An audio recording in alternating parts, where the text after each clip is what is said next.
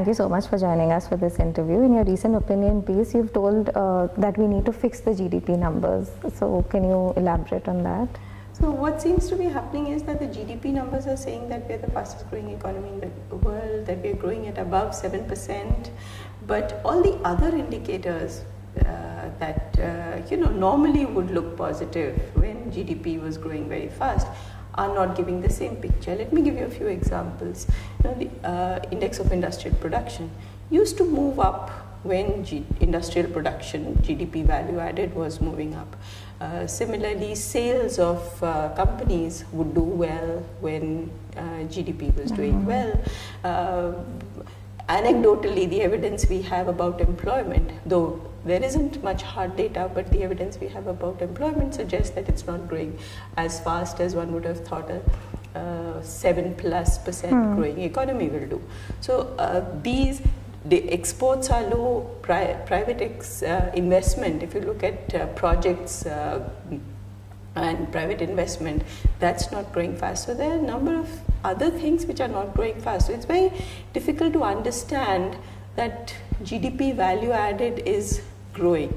But there seems to be one story that it is because of the deflator, but it seems CSO is using the right deflators that it should be using. So I'm not faulting the CSO's methodology.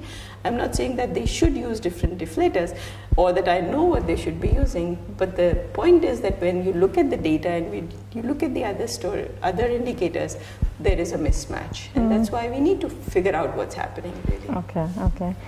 You were a part of the team for FSLRC. So wanted to know what are the changes that the Commission had made, the big changes? See, the biggest change was to bring in rule of law, to bring in clear objectives of regulation. What is it that you're trying to do? I mean, at the heart of all financial sector regulation lies consumer protection. Whether you are doing it directly through various regulations that protect the consumer, or you're doing it by protecting banks from failing or other financial institutions from failing, which is known as microprudential regulation, but there also ultimately you're protecting either the consumer or, in the case of India, we might say the taxpayer.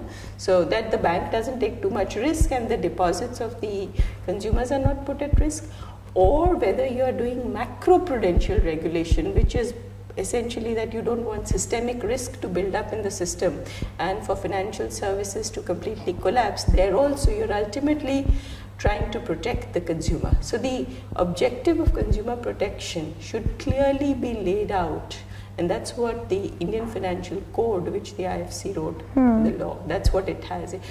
In addition to that, it has rule of law, that how will regulations be made, what will be the regulation making process, how will accountability to the government, in this case Parliament, but basically to the executive, be achieved.